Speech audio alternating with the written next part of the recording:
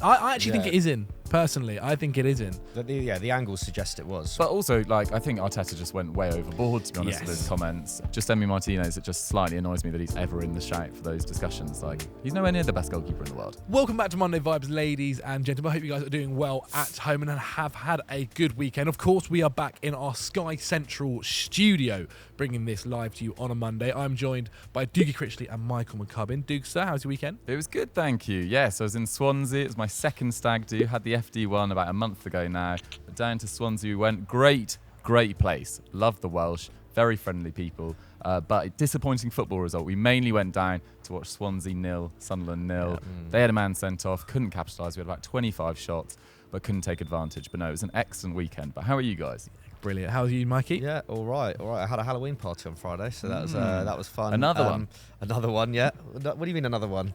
You did it one the weekend before, no? Yeah, I was at one the weekend before, but I threw this one. This was, and I played lots of 90s and noughties bangers, which went down very well. So that was good fun. And then, I guess saw Man United win on Saturday, so that was a rare occurrence. That was a relief. Well, we might get onto them. We might get onto them. How about yourself, Zach? Yeah, not too bad. Mine was all right. Thank you very much. Now, look, before we get into the video, I want to say something to you guys. We want to say something to you guys. As you may have noticed, there have been some changes going on at Football Daily, both on camera and off camera, and we wanted to give you a bit more information about it. Now, firstly, Football Daily isn't going anywhere, but we are reviewing our content as we head into 2024, and you're likely to see a decrease in the volume of videos we post across the week. You'll also see some of the brilliant Football Daily people working on other Sky Sports channels as well, which means that some of the people you know will be working across new sports and taking on new challenges at Sky. Well, some have decided it's the right time to move on as well. But to reiterate, Football Daily isn't going anywhere. It will still be on your favourite platforms. We saw a lot of your comments. We completely understand. So yes, we can now say something to you guys, or at least onto that level. But look, let's get back to the football. Let's move straight onto it and talk about probably the biggest game, the biggest talking point, the one that had a lot of steam coming out of it, I think, because Newcastle faced Arsenal on the weekend and the Geordies came out 1-0 winners. But that wasn't really the biggest talking point, was it? Because there was a lot of VAR controversy. I mean, what week do we do where there isn't a VAR controversy? Obviously, a goal was scored by Newcastle, the only goal, and a lot happened in that goal, didn't it, Diggy? Yeah, absolutely. I mean, it could have been ruled off for a number of things. It could have been ruled off for a ball being out of play. It could have been ruled off for offside from Antony Gordon. It could have been ruled out for a foul from Joe Linton on Gabriel. But as you say, it wasn't the only contentious moment in this game. I think Havertz was pretty lucky. That's kind of what kicked it off as well, Havertz, wasn't it? I feel like it had a lot of spice. It had a lot of fieriness in this game. I feel Arsenal-Newcastle is always quite an entertaining game. It's always a little bit contentious. I think they've been at a fairly similar level over the last 12 months as well, which has maybe added to it. They feel like they might end up in a similar part of the table. So that definitely added to it as well. In terms of the decisions, I thought Bruno Guimaraes was quite lucky to not get sent off for an elbow. Thought Havertz was incredibly lucky to not be sent off for his lunge. Yeah. Just out of control, both feet off the ground. I don't mind the unnecessary. Havertz one as much. The contact's not horrendous, but just in the context of the game, that was a big moment and led to a game that was really quite nasty at different points. In terms of the actual goal, it's impossible to say whether the ball was out from the camera angles we've seen. They're left in a pretty hopeless situation there. Didn't think it was a foul on Gabriel. Do you think we need to have a technology now that shows that the ball goes out for a goal kick? Is that really what we're getting to at this point? I think even for goal line technology, they need 3 or 4 different cameras above the goal, which isn't just possible to do on 100 metres by 100 metres by 50 metres by 50 metres football pitch. It's just not going to happen. Yeah. So I think you just kind of accept the maybe 1-2 decisions that go against your side a season. It wasn't outrageous, I didn't think. It's impossible to say for sure. And also might be still in. I actually think it is in. Personally, I think it is in. The angles suggest it was. We saw what happened in the World Cup with Japan. Yeah, exactly. And then they showcase, well, actually, depending on the angle of the camera, it can look out, but it's actually on. Yeah, but also, I think Arteta just went way overboard, to be honest, with his comments. Called the decisions embarrassing, said that it was a disgrace. Actually, I think he said it was a disgrace twice. He'll be fined, for sure. Well, considering what's happened to other managers, you'd hope so. 100%. And, I think it might be a case of it's easy to complain about decisions when your side haven't played very well. Yeah. And Arsenal didn't play very well in this game. Simple as that. What did you think, Mikey, then? I guess we've spoken a little bit about the decisions that happened. Some people think they're right, some people think they're wrong. But in terms of the actual game, do you think maybe, it's a little bit of a Jose Mourinho tactic to showcase when your team hasn't played that well, you focus on the things that went against you? To divert attention? Yeah, I think probably to an extent. This was a big, this was a big game for them. Their first loss of the season as well. See, following Man City's win over Bournemouth as well, they've lost a bit of traction in the title race. Spurs, Chelsea tonight, of course, and if Spurs were to win that, then really gives them the initiative over Arsenal. So I think there's probably a little bit of that. I think there's a little bit of frustration as well. This comes after the 3-1 loss at West Ham in the EFL Cup, a game in which Arteta made some key changes of personnel in the team. That midfield is not full strength at the moment. Of course, club captain Martin Odegaard wasn't fit enough to play in this game, so I think he's probably frustrated about that.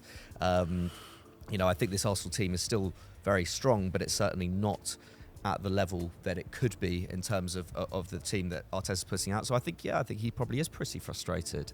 I think he probably knows that he may have made a bit of a selection mistake midweek if he was serious about winning that trophy. And this weekend, I think Newcastle were just the better side on the night. There wasn't that much between them though. I think it was a pretty even game, but Arsenal just didn't create enough clear-cut scoring opportunities. Do you think they're missing Gabby Jesus, Diggs? Because it feels like up top, I may have said something last week about Eddie Nketiah that I would like to take back, but it doesn't seem to be quite cutting the grade at the moment, does it? Especially against the top teams. Yeah, for anyone that missed last week's Monday Vibe, Zach said he probably would pick him over Darwin as Núñez. A second choice striker. As a second choice, like someone from the second choice striker. Yeah. So you'd rather have Nketiah as a second choice? No, mainly thinking that the thinking was that I'd start Núñez. Okay. But as like a guy from the bench, I think Eddie Nketiah was really. I don't know quite what I'm thinking, I'll be honest. But it made sense to me at the time. But it feels a bit harsh to go too harsh on Nketiah, given that he scored a hat trick the week before last as well against Fulham, including that amazing goal from outside the edge area. That first goal against Fulham was absolutely excellent as well. But he has blown a little bit hot and cold, I think, so far this season. Started the season when Jesus was injured. But actually, I think the bigger issue for them this season has been Odegaard's form and fitness. I don't think it's really been there. Martinelli, up until the weekend, I don't think he played very well. Saka's probably not been as consistent as he normally is, but I still think he's been pretty excellent, to be honest. He's probably been their outstanding attacker. But this was a little bit more like the Martinelli of old. I think he created 5 chances on the night. I think he had 3 shots as well, but just hasn't been consistent enough across the season. And so I think Arteta was just reacting to that. There are some big question marks over his new signings as well. I don't think David Raya has pulled up any trees. I don't think Kai Havertz has pulled up any trees. So about the goal, because we've not really touched upon it, do you think David Raya could do better? I think a lot of people I've seen start saying they want to see Ramsdale come back in. Part of the big reason that he was introduced or brought in was the fact that he was supposedly slightly better with his feet, but also much better at claiming crosses. And I think actually we've seen him flap at a lot of balls already so far this season. Goal hasn't exactly looked particularly sharp, I don't think. But I think the situation with Ramsdale, he came in for West Ham in midweek and didn't perform particularly well either. So it's not like either are really putting their hand up to be first choice at the moment. So I'd be surprised if he made the call, especially with so much still on the line in the Champions League this week as well. Interesting. Okay, well, that is our Arsenal bit done. Let me know what you guys think in the comments below. Do you think the goal should have stood? Do you think the ball was out? Do you think it was a handball? Do you think it was a free kick? And do you think it was an offside? Let me know what you think. And do you think it was a red card for Bruno and for Havertz? Get down in the comments. Okay, let's go to the top of the table then, and let's talk about Manchester City, who are currently first place after beating Bournemouth 6-1 on the weekend. And it's very much the Jeremy Doku show, who got 4 assists and 1 goal on the night. He's been a revelation since joining Man City. Very much a different kind of player to what they have in their locker, or the way kind of Pep has moulded his players into playing for him. And Pep is just in love with him. I love seeing Pep's comments after the game about Doku and how much he enjoys working with him and how much he enjoys seeing him on the pitch.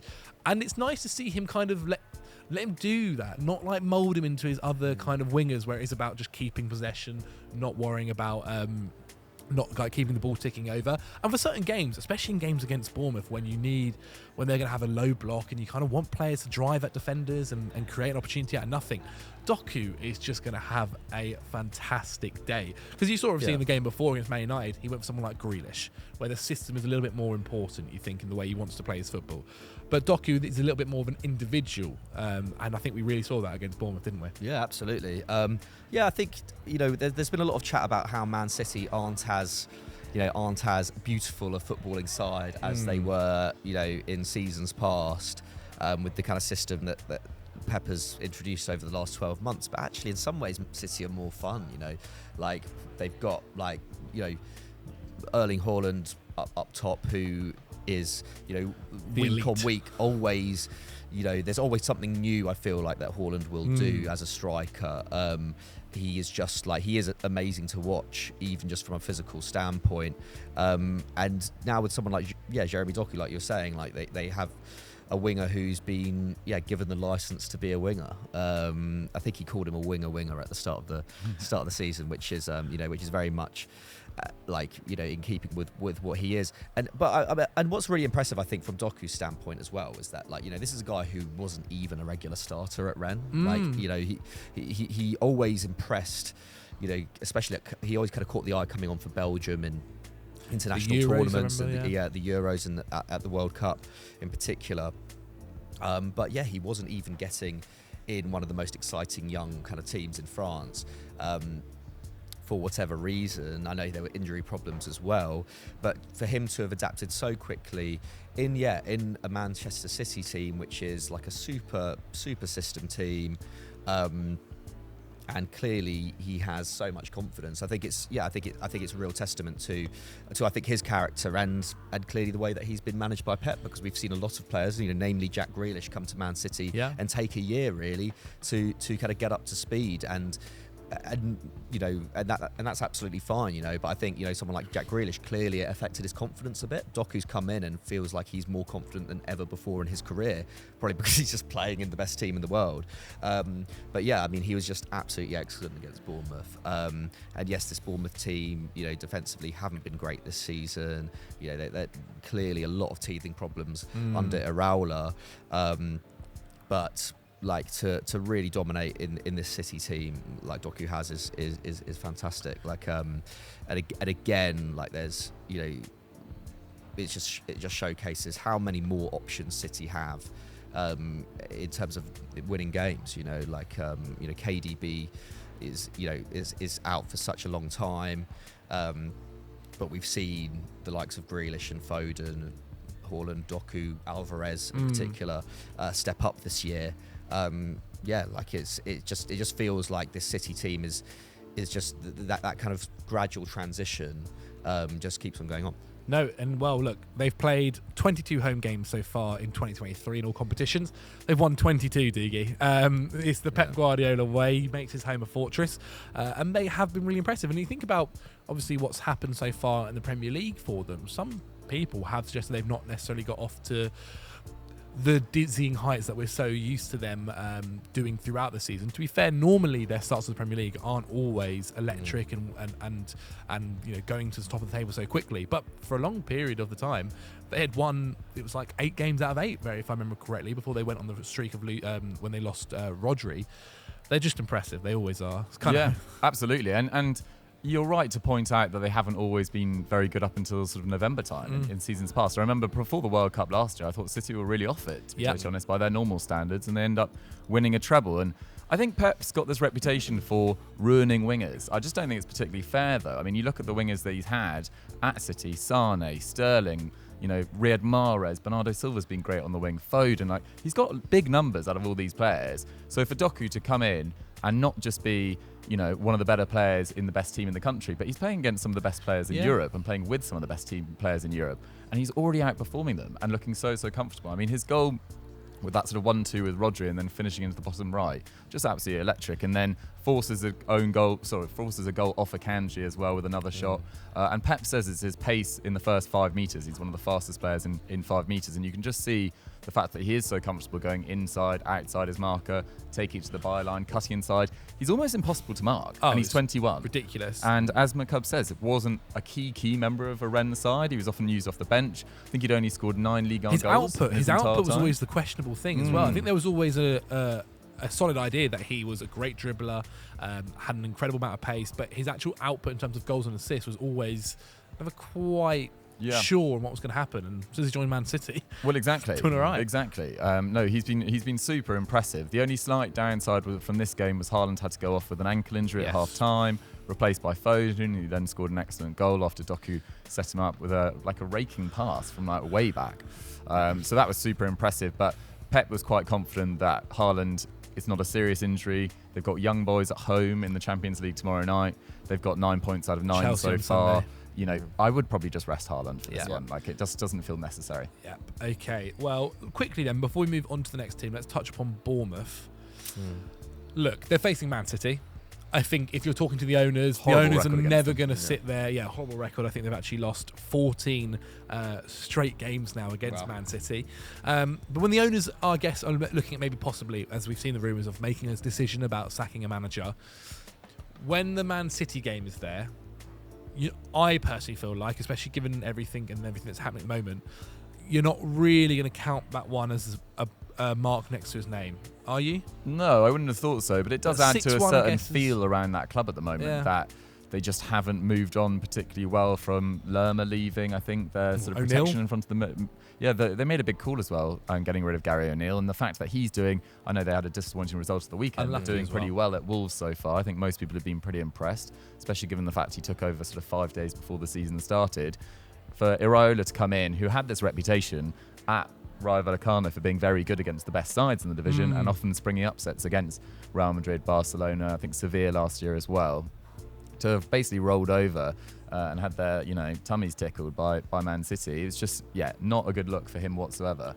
And they've lost Alex Scott as well, who's just come back from injury. He didn't look good either. That did not look particularly good, and he played so well against Liverpool in midweek.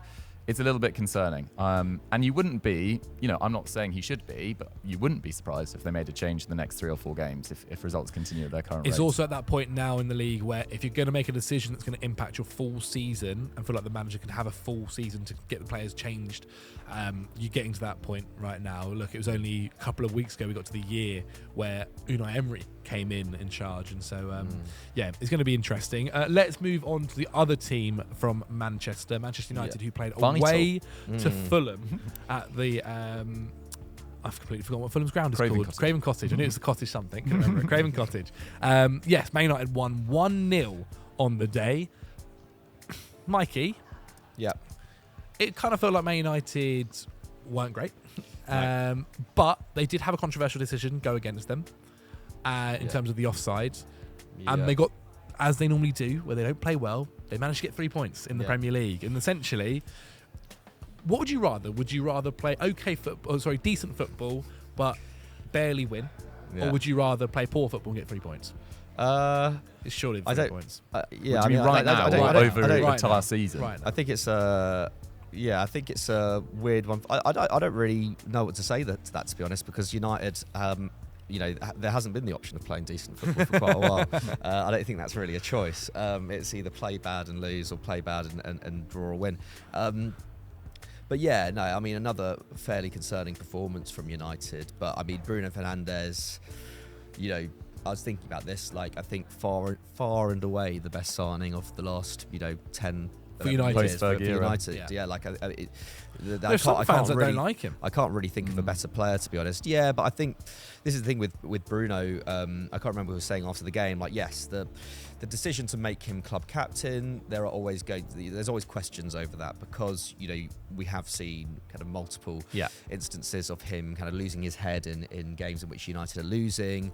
Not great options aside from him, though, I would say. Well, that's the thing. There aren't very great options aside from him, and I think that's always we were kind of alluding to this on Sunday Vibes as well. The Man United dressing room has always been a bit of a state, like in the last few years, and that probably comes down to lack of clear leaders, and especially, I guess, a lack of leadership figures who have, kind of excelled for the club. Excelled for the club. But the history of anyone there isn't very also positive. have like a close, have a close connection to the club as well, or to the hierarchy at least. But you can't deny just how important Fernandes has been over the years to United. Often comes up with clutch goals, often comes up with clutch performances, and a really, really good finish from him. Maybe Leno could have got a stronger hand to it, but probably a bit harsh given that he probably doesn't see it as well as he could. Fulham were probably marginally the better side, but not much better. It was a pretty unwatchable game, if I'm honest. There was very little to choose between the two.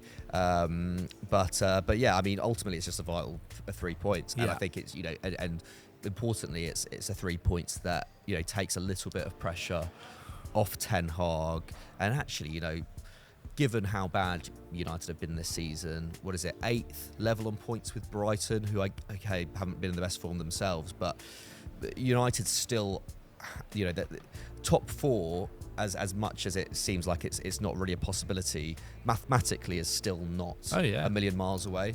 And I think as long as United are there or thereabouts, I think Ten Hag will probably be safe just because of the lack of other options out there. The fact that Jim Ratcliffe is expected to take that 25% stake, and there be that change at the club. It doesn't feel like the right time to let go of the manager.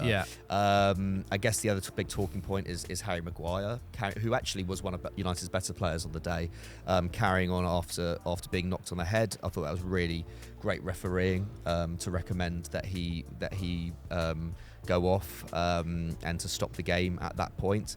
But he completed the game. I saw, I think it's Headway, the charity around head injuries, saying today that they were disappointed at the decision not to take him off. It was mental. He completed a pass straight into the stands, pretty much, miles away from it. He was clearly not right. It's the sort of thing that does come back to bite them in 60 years when they've got dementia. Definitely, people need to be looked after. Yeah. Absolutely. So that was a bit of a worrying one. So hope he's had decent treatment in the last 2 days. Since that, you'd probably hope that he would be rested for the game midweek as well, but it's a big game against Copenhagen away. I don't really know if there's much more to say about Man United at this moment in time. Yeah, I mean, you mentioned the game on Wednesday. You mentioned that there's not maybe the win against Fulham gets a bit of pressure off of Ten Hag, but only till Wednesday when they face Copenhagen in the Champions League. Obviously, United are third at the moment and a point behind Galatasaray in Group A. The previous game against Copenhagen wasn't the best of watches, Doogie. Obviously, the penalty, Onana remontada in the end with his save to guarantee them 3 points. But his form has actually picked up, I think. He made a good save against.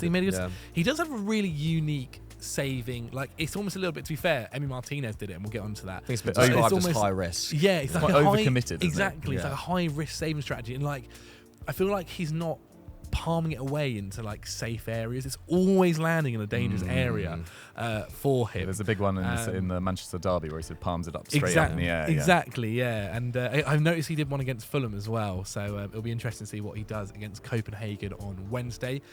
Quickly touching upon Fulham, Doogie, they've not beaten Man United since 2009, and it kind of feels like if it wasn't for essentially 3 much worse teams than them, they'd be in a bit of a relegation battle. Well, I totally agree. I think their only wins this season have come against Everton, which was really fortunate on the opening day, I remember, Burnley and Sheffield United, and they're 6 points clear of relegation, but I don't think they're playing a lot better than the sides down there, to be totally honest. There's not been a lot to cheer about, and still look pretty toothless up front. I think Mitrovic, like Ivan Toney, is a pretty totemic figure there, but Brentford have just recruited better around him to replace Toney's output for this season, whereas Fulham, I think, is just struggling at both ends, to be honest. I think if Leno hadn't been so good this season again, I think they'd be in a relegation mix. I mean, they still are, but even deeper in it. Yeah, well, we'll see what happens for the rest of the season, obviously. January's coming along. Paulinho off to Bayern Munich. Maybe. Who knows what could happen. But let's go to the game, our last game that happened on Sunday. Luton versus Liverpool. And you got to feel a little bit for Luton. You do. It was the dying moments of the game, and then they conceded a header to Luis Diaz. I mean, Luis Diaz revealing in this goal celebration a good tribute to kind of the release of his father, obviously with everything he's been going through. And I think Klopp kind of said on the day that it's up to him essentially if he wants to play or not. And so what a moment for him. Hopefully, touch wood, fingers crossed for him and his family that is resolved soon, because his father has been kidnapped. But in terms of the game, you do feel a little bit for Luton. Now, one of the things, Liverpool did dominate in terms of possession, and statistically, I actually thought Luton defended really, really well. Darwin Núñez. It's a big miss. It's a big miss. Yeah. It's a really big miss. He'd also started the game quite brightly as well. Yeah. I think he'd scored in his previous 3, he'd assisted in the 2 before that run as well. So he's been in probably the form of his career, arguably at this level. I saw Liverpool fans saying it's almost like, it's 1 step forward and 2 step back sometimes. But I think on Monday Vibes last week, we came on and said, because he scored in I can't remember who it even was against, it's bad for me, but he nearly misses it last week. Yes. He fires right into the top of the net from 2 yards away, and I was like, oh gosh. But is that Bournemouth? It was, yes, exactly. Yeah. And it was just a really poorly executed finish. They were talking about it on Match of the Day, whether he just, when he gets too much time to think about what he's going to do, he struggles, and he's an instinctive striker, much more off the cuff. 9 shots I can get behind that. I also thought Kaminsky played pretty well in the Luton net. Alfie Doughty, I think, is a really promising left wing back as well. Issa Kabore's ball in from the right hand side was really good for Tahith Chong, former Man United academy product as well, so he'll be delighted with that. Ogbene as well worked so hard in this game. Luton out of the brilliant. 3, out of Burnley, Sheffield United, and Luton are the ones that I think they've been by far the best. Yeah, and considering obviously the money they had and everything that's going around the stadium and the level of the club, Ross Barkley had a really good game as well. They've been really strong. They've been really strong. Yeah, I think the thing is with Luton, I think when you look at the 3 teams that came up, I just think they play the right. They're the most suited in terms of coming up against better opposition. Yeah, I just think in terms of the style of football they play and the kind of the physical profile of players in that team. I remember Doogie, you saying just how, in that playoff semi-final against Sunderland, just how physically dominant they were. I think it's still going to be a massive effort for them to stay up. But a game like today against Liverpool, who, yes, they do play a high line, so they're susceptible to counter-attack, but they do have those players who can break on you. Ogbene, I thought, was absolutely brilliant. I think he completed 4 dribbles on the night. And they'll have to get a bit lucky as well. The Darwin Núñez miss, the Kaminsky, the fact that Kaminsky was called into action so many times. But this result lifts them out of the relegation zone. Bournemouth are back in there now. I don't think, I think Luton fans can be, have the right to dream. Yeah. Especially for the fact that it is so weak down there. In another season, Luton would probably be bottom. But the fact that Burnley have had such a poor start, the fact that Sheffield United only picked up their first win this weekend, the fact that Bournemouth are doing much worse than a lot of people expected. It does give them a chance, and they have that home crowd who are, probably providing one of the best atmospheres in the league right now. But having said that, Liverpool did absolutely dominate them for large parts. Núñez had 9 shots on the night, and I do feel for him, because I do kind of feel like with Núñez that, I think also his miss, I think Salah probably should score the header first off. Yeah. I think actually that's a mistake from Salah. He's definitely trying to. I think he's trying to. He miscues it, and so Núñez maybe isn't even expecting that to come across the face of goal. When it does, even if he's making that run, and on the half volley, it's not the easiest chance in the world, and I feel like Núñez just isn't good in that area. His shooting technique from around the edge of the area is absolutely superb, as we saw midweek, as we saw in this game as well. He tried that same shot about 3 times in this game with Luton as well, and they were some great saves. And I think with Núñez as well, the benefits that you have with him, even last season, the benefits that you have of having him in the team, I do think outweigh the negatives. He will. There'll always be games in which he misses. We've seen Haaland miss multiple sitters this season. Núñez's all-round game him is still, I still absolutely love it. I think even if you don't start him and he comes off the bench in a big game, like he'll make a massive impact, as we saw against Newcastle earlier in the season. I think if you look statistically, normally the players that have the most goals and whatever also have the most chances missed. And like Kevin De Bruyne misses the most passes in the Premier League. He also completes probably the most as well. And that's kind of, they both go hand in hand. I would like to state to Liverpool fans, I am a Nunez believer. I really am. I do take back what I said. But yes, okay, we'll move on to another game that happened. Nottingham Forest versus Aston Villa. This one was a shock result, really. Obviously, Aston Villa were flying going into this game, doing really, really well. And it was kind of an Emi Martinez mistake that really kind of put the result to bed. Yeah, I mean, they were already 1-0 down. Ole Aina took his goal really effectively as well. I don't know. I think Martinez could be better for that goal as well. I feel like he doesn't see it at all. You can tell he just has not seen it. The second one's an absolute clanger. And in a week where he wins the Leviathan Trophy for best goalkeeper in the world, I mean, what an absolute farce of a competition that is. The fact that Edouard Mendy won that a few years ago, the fact that Emi Martinez won it. There's probably not a more overrated player in world football than Emi Martinez. Won the World Cup. He won the World Cup going so far, and he did very well in the World Cup. He did very well in the World Cup. He had a fine tournament. He was very weird. Do you think he's top 5 in the Premier League? No. Alisson, Ederson. He's probably around top 8 in the Premier League. He's fine. I think that's a bit harsh. Like I think very overrated. I think he can be quite inconsistent, Emi Martinez. Yes, but like, he does have, like, some of his games he has are like as good as. He had a very good season a couple of years ago. And was it the last game that Aston Villa played where the ball hits the crossbar onto his back and goes in? Or was that that's unfortunate. Yeah, I'm not blaming him for that, but yeah, I feel like he is just massively overrated. Okay, but I love Villa. I've loved watching them this year. Just Emi Martinez, it just slightly annoys me that he's ever in the shout for those discussions. Like, he's nowhere near the best goalkeeper in the world. But still, look, coming into this, Aston Villa hadn't lost a game since September the 3rd when they lost 3-0 to Liverpool. This really was unexpected. And look, okay, they might have got a little bit of luck going their way for Nottingham Forest, but overall they played pretty well. They did a good job. I think Forest under Steve Cooper have continued to have these results which are just slightly going their way, slightly something that keeps them ticking over. And they're playing good football. He's got a really exciting squad. He's got a really fun squad. Awoni's now back from injury.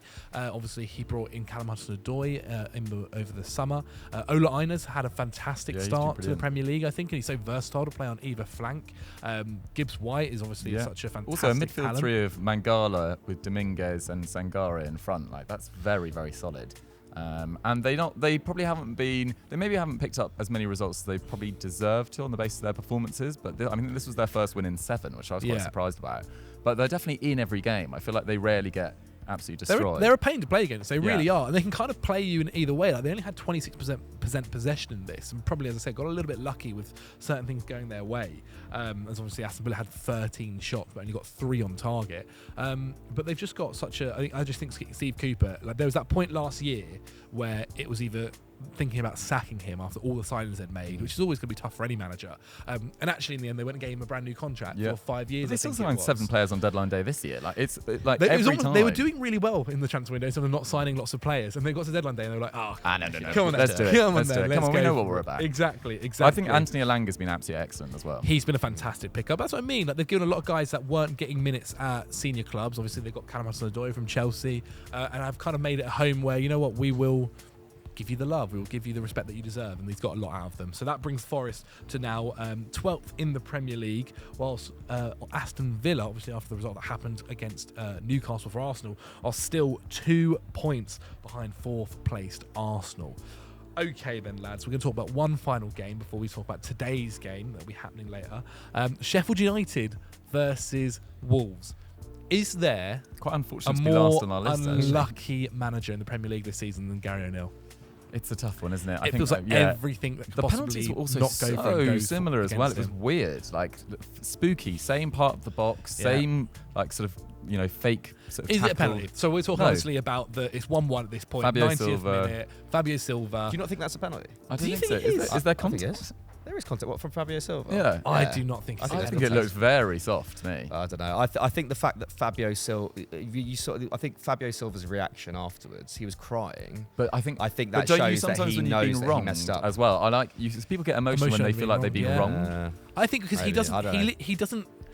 He doesn't touch him. Like, his knee, honestly, the big thing for me is the guys Either way, I think it's a really silly. It is a silly in that minute in the box. I do agree. Like in the but last the seconds guy of the game. is it McAtee that's going down? I think it's McAtee, whoever it is going down before the contact Was it is Ollie made. Norwood? Either way. Ollie Norwood scores the penalty. Yeah, but I think he's whoever off it is balance, going but down. I It's still like a think dive I beforehand. still think Fabio Silva's contact, makes him go down. I'm not so sure. I mean, let us know what you guys He's off think balance, in but- the comments below. So huge win for Sheffield Huge United, win. I mean, it's a great goal as well by Cameron Archer. so good. Has to be said. The little Archer celebration Real as well. finish. Love Yeah, it. good to see him as well because he was out, obviously injured.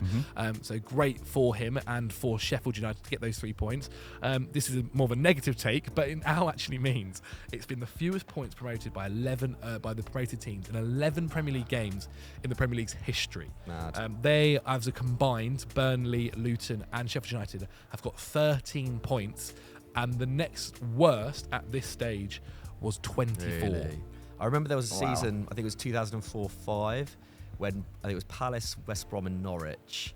I think neither, like all of those clubs, none of them won a game for like 2 months at the start of the season. So for them to Still be worse. be worse than that is quite something. Exactly, it is quite something. And put it this way, well, 3 of those points, it was 10 before Sheffield United got involved this weekend, and so fair play to them. That will do them a load of good. And obviously, we've spoken a lot about Paul Heckingbottom. Great result for him, I'm sure. As I said, Gary Neal, though, I do feel for him because he's had nothing go his way this season. All right. The big one today, London derby, Tottenham Hotspur versus Chelsea. Tottenham can go top of the league again if they get this result, and it's ridiculous talking to Spurs fans because they're acting like they're the underdog. Yeah, we've got Danny behind the camera. He's nervous already, and it's what 11:30. It's ridiculous. Morning. Honestly, Spurs fans going into this game. Obviously, I did a video on Sonny Talks Spurs' channel. Obviously, you know Sonny from Football Daily, talking to him about Spurs. Spurs versus Chelsea. And what I've seen, probably more common than actually most Tottenham fans that I've seen. Even he was just saying it'll be typical Spurs. So Spursy to draw or Those days are lose done. at home in a game where to our previous manager, to a team that's out of form. Like, how do we feel the game's going to go, guys? I think it's going to be really entertaining. To be I think it's going to be a really good game. I think there'll be a lot of chances. I don't really want to curse it because I'm known. Can for you that, say? Who do you think is going to win? I think Spurs 2-1. Perfect. Okay, put your bets on Chelsea to win. Put your bets on Chelsea to win. Yes, my reputation goes before me. But no, I think it's going to be really entertaining. These games are really. I always think it's the game with the most sort of needle in it in the Premier League. I feel like the North maybe London Newcastle derby gets a lot of Arsenal credit, now, but that's a very entertaining game. But this was almost the most hated game, I think, almost in the Premier League. I think it Like might be a little bit. Merseyside I derby's think it might be pretty a little nice. bit more lovey-dovey now that Poch is here. Maybe. You know, Poch is always Andrew's giving love to Poch. Poch is giving love to Spurs, and Yeah, but the stadium will not be giving love to Poch. But the do manager. you not think? No. You think it's going to be booze? Yeah. Okay, interesting. I You think see it'll what probably happens be to booze. Declan Rice midweek. Yeah, Like, get if that's booed at happening to West Ham. Declan Rice at Yeah. West Ham, then It'll be interesting. Yeah.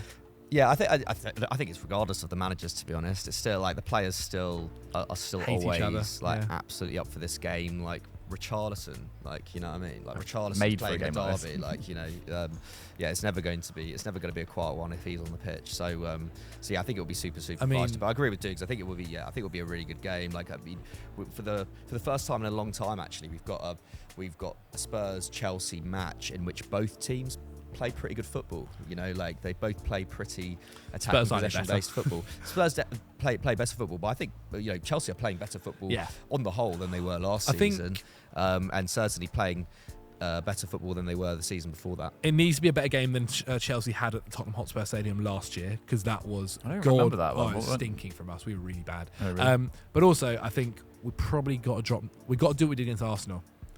The kind of where it was like Cole Palmer, Gallagher, kind It's of like a front no two striker sort of kind of thing, Okay. essentially. Personally, You in don't my think opinion, Unleash Jackson? I think the game against Brentford showcase. I don't know. He's not ready for it. Yeah, even against Blackburn. It wasn't going so well, but it'll be interesting to see what happens. Let us know what you think will happen in the comments below. But there we have it, guys. That is Monday Vibes done. Get yourself in the comments. Let us know what you think of all this weekend's football. And I'll be honest, I don't know actually the next video that's going to be We'll see you going later out. in the week. Yeah, we'll Yeah. see you later in the week at some point. Thank you guys so much for everything. We'll see you guys soon. Subscribe to Football Daily, like the video. Lots of love. Bye.